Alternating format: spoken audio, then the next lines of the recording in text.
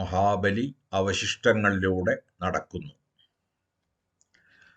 ആരുടെ ശിരസ്സുദിച്ചുയരുന്നു സഹ്യനിൽ, ആരുടെ പ്രിയച്ഛായ പേരാറിൽ വീഴുന്നു, ആരുടെ കുളിർശ്വാസമുലയുന്നു തെങ്ങുകളിൽ, ആരുടെ ചവിട്ടടികൾ ചൂടിയൻ മണ്ണിന്റെ രോമകൂപങ്ങളിൽ മുക്കൂറ്റി വിരിയുന്നു, ആരുടെ ദയാനീലമിഴികൾ നെല്ലിപ്പൂക്കളാകുന്നു വയലുകളിൽ, ആറുമാസക്കുലകൾ ആരുടെ ബലിച്ചോരയേറ്റി തുടുക്കുന്നു.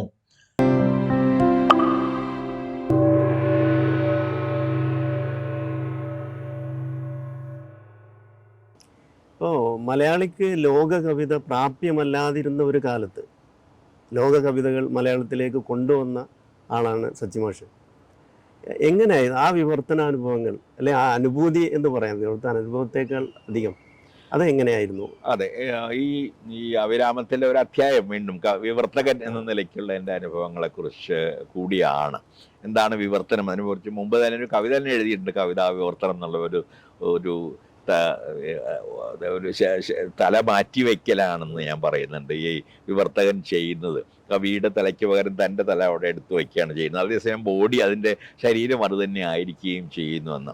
ഈ വിവർത്തനങ്ങൾ എന്നെ സംബന്ധിച്ച് ഒരു പുതിയ കാര്യമാണ്. ഞാനത് ആരംഭിക്കുന്നത് എൻ്റെ ഹൈസ്കൂൾ കാലത്താണ്. അതിനെക്കുറിച്ചുള്ള സൂചനകൾ ഈ ആത്മാഖ്യാനത്തിലൊക്കെ വരുന്നുണ്ട്. അപ്പോൾ ഹൈസ്കൂളിൽ വെച്ച് ഞാൻ അന്ന് പരിഭാഷ ചെയ്യുന്നത് ഒമർ ഖയ്യാമിൻ്റെയും റൂമിയുടെയും കവിതകളാണ്. ഇംഗ്ലീഷിലൂടെയാണ് അത് ചെയ്യുന്നത്. അത് ആ കാലത്ത് ഈ ഗദ്യത്തിലുള്ള കവിതാ രീതികളൊന്നും മലയാളത്തിൽ വന്നിട്ടില്ല.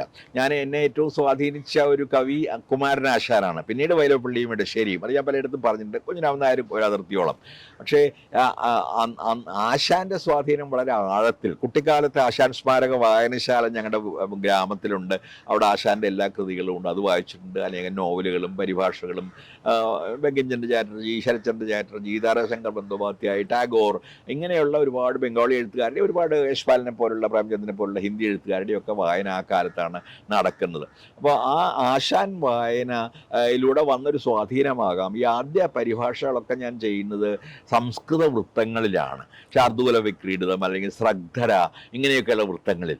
പിന്നീട് ഞാൻ അധിക സംസ്കൃത വൃത്തങ്ങൾ എൻ്റെ ഒരു കവി ജീവിതത്തിൽ അധികം ഉപയോഗിച്ചിട്ടില്ല. അനുഷ്ടുപ്പ് ചിലപ്പോഴൊക്കെ ഉപയോഗിച്ചിട്ടുണ്ട്. അതിനൊരു പ്രത്യേക, കാരണം അതിനെ സംസ്കൃതത്തിൽ തന്നെ അതിനെ ഗദ്യവൃത്തം എന്നാണ് പറയുക. അനുഷ്ടുപ്പ്, അഷ്ടപ്പ് എന്നൊക്കെ പറയുന്ന ഗദ്യം, അതിൽ അത്രയധികം സംഗീതാത്മകത ഇല്ലാത്ത ഒരു തരം വൃത്ത രീതിയാണ്.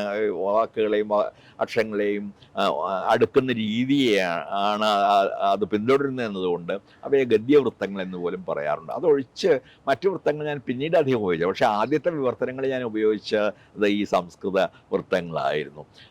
അത്ഭുതകരമായ മറ്റൊരു കാര്യം എനിക്ക് തോന്നിയത്, ഈ റൂമിയും ഖയ്യാം പോലുള്ള എഴുത്തുകാർ, പിന്നീട് ഹാഫിസൊക്കെ അതിന് കൂടെ വന്നു. എൻ്റെ കുട്ടിക്കാലത്ത് ഞാൻ എത്രമാത്രം അവരെ മനസ്സിലാക്കിയിരുന്നു എന്ന് എനിക്കറിഞ്ഞൂടാ. പക്ഷെ പിന്നെ വളരും തോറും അവർ എൻ്റെ കൂടെ വളരുകയോ അല്ലെങ്കിൽ ഞാൻ അവരുടെ കൂടെ വളരുകയോ ചെയ്തു. അവരുടെ വളരെ ആഴമേറിയ ജീവിതത്തെക്കുറിച്ച്, മനുഷ്യൻ്റെ അസ്തിത്വത്തെക്കുറിച്ചുള്ള ധർമ്മസങ്കടങ്ങളും ധാരണകളും അവ എന്നെ വളരെ വളരെ ആഴത്തിൽ സ്വാധീനിച്ചിട്ടുണ്ട്. പിന്നീട് ഞാൻ സൂഫി കവികളെ വായിച്ചു, ബുള്ളേ ഷായെ തർജ്ജമ ചെയ്തു, കബീറിനെ തർജ്ജമ ചെയ്തു. അതുപോലെ മറ്റ് തരത്തിലുള്ള ഭക്തികാലത്തുണ്ടായിരുന്ന തുക്കാറാമിനെയും കബീറിനെയും പരിഭാഷ ചെയ്തു.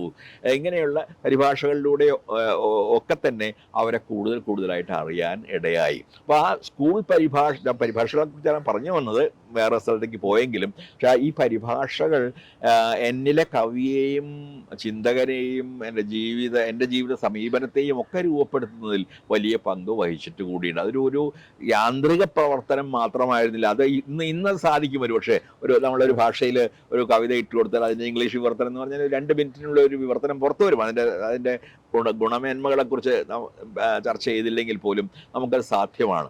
കാരണം ഒന്നും സാധ്യമല്ലാതിരുന്ന ഒരു കാലത്താണ് എൻ്റെ മിക്കവാറും എല്ലാ തർജ്ജമകളും നടന്നിട്ടുള്ളത്. പക്ഷെ അത് ഞാൻ ഇപ്പോഴും തുടരുന്നു. പലർക്കും അറിയാവുന്ന പോലെ മാധ്യമത്തിൽ കവിതയ്ക്കൊരു വീട് എന്നൊരു പ്രതിമാസ പങ്ക്തിയുണ്ട്. അതിലൂടെ ഞാൻ ഒരു പുതിയ കവിയെ, അല്ലെങ്കിൽ ഒരു ഭാഷയിലെ തന്നെ കുറെ പുതിയ കവികളെ അവതരിപ്പിക്കുന്ന കുറച്ച് വർഷമായി തുടരുന്ന ഒരു കാര്യമാണത്. അപ്പോൾ ആകെ എടുത്തുമൊക്കെ ഏതാണ്ട് 3000 പേജോളം വരുന്ന കവിതകൾ ഞാൻ പരിഭാഷ ചെയ്തിട്ടുണ്ട്. ചില ആളുകളുടെ സമഗ്രമായി തന്നെ നെരൂദയുടെയൊക്കെ തിരഞ്ഞെടുത്ത കവിതകളാണ് ഒരുപക്ഷെ ആദ്യം ഏറ്റവും അധികം ശ്രദ്ധ നേടിയ ഒരു കവിതാ വിവർത്തനം. അതുപോലുള്ള ഒറ്റയ്ക്കൊറ്റയ്ക്കുള്ള കവികളായിട്ടും, അല്ലെങ്കിൽ ഒരു ലാറ്റിൻ അമേരിക്കൻ കവിത എന്നൊരു പുസ്തകമുണ്ട്. പിന്നീട് എൻ്റെ പല സമാഹരിച്ചിട്ട്, പല വിവർത്തനങ്ങൾ സമാഹരിച്ചിട്ട് മാതൃഭൂമി 4 പുസ്തകങ്ങൾ ഇറക്കിയുണ്ടായി. പടിഞ്ഞാറൻ കവിത, 3-4 ലോക കവിത, പിന്നെ ഇന്ത്യൻ കവിത, പല ലോക കവിത, ബാക്കിയുള്ള കവിതകളൊക്കെ ചേർന്ന് അങ്ങനെ 4 വലിയ പുസ്തകങ്ങൾ ഇറക്കിയുണ്ടായി. അതിനുശേഷവും പക്ഷേ തുടർന്നു. പിന്നീട് ഈ കവിതയ്ക്കൊരു വീട്ടിൽ വന്ന പല പരിഭാഷകളും പുസ്തകമാക്കിയിട്ടുണ്ട്. സ്വരങ്ങൾ എന്ന പേരിൽ DC കുറേ കവിതകൾ കൊണ്ടുവന്നിട്ടുണ്ട്. ഞാൻ ഗാസയെക്കുറിച്ചുള്ള അവിടെ നിന്ന് തന്നെ ഉണ്ടായിട്ടുള്ള കുറേ കവിതകൾ ചെയ്തിട്ടുണ്ട്. അതൊരു പക്ഷേ ഒരു പുസ്തകമാക്കണം എന്നുള്ള ആലോചന എനിക്കുണ്ട്. ഔട്ട് ഓഫ് ഗാസ എന്ന് പറഞ്ഞൊരു സമാഹാരം തന്നെയുണ്ട്. അവിടെ തന്നെയുള്ള കവികൾ എഴുതിയ, അവിടുത്തെ പല കവികളും എൻ്റെ വളരെ അടുത്ത സുഹൃത്തുക്കളാണ്. മഹമ്മൂദ് ദർവീഷുമായിട്ട് ഞങ്ങൾ പാരീസിൽ ഒന്നിച്ച് കവിത വായിച്ചിട്ടുണ്ട്. അതിന് പിന്നീട് നജ്വാൻ ദർവീഷ് എൻ്റെ വളരെ അടുത്ത് എന്നെ ഇൻ്റർവ്യൂ ചെയ്തിട്ടുള്ളൊരു കവിയാണ് അദ്ദേഹം.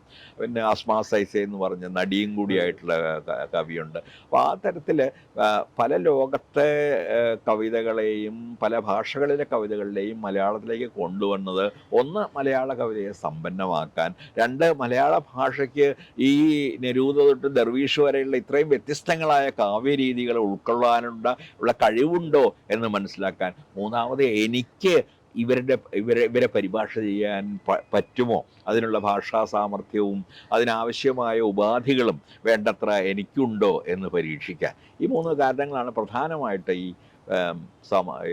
വിവർത്തനങ്ങളിലേക്കും വിവർത്തന സമാഹാരങ്ങളിലേക്കും ഒക്കെ തന്നെ എന്നെ നയിച്ചിട്ടുള്ളത്. അതെൻ്റെ എൻ്റെ സർഗാത്മക വ്യാപാരത്തിൻ്റെ ഒരു ഭാഗമായിട്ട് തന്നെയാണ് ഞാൻ കാണുന്നത്. ഞാൻ എഴുതിയ കവിതകളല്ലെന്ന് ശരിയാണ്, പക്ഷേ അതിൽ വലിയൊരു ക്രിയേറ്റിവിറ്റി അല്ലെങ്കിൽ സർഗാത്മകതയുണ്ട്. കാരണം നമ്മൾ വേറൊരു ഭാഷയിൽ ആ കവിതയെ പുനഃസൃഷ്ടിക്കുകയാണ്, വേറൊരു അവതാരമാണ് ആ കവിതയുടെ. ആ കവിത തന്നെയാണ് ഇതെന്ന് ഒരിക്കലും നമുക്ക് അവകാശപ്പെടാൻ പറ്റില്ല.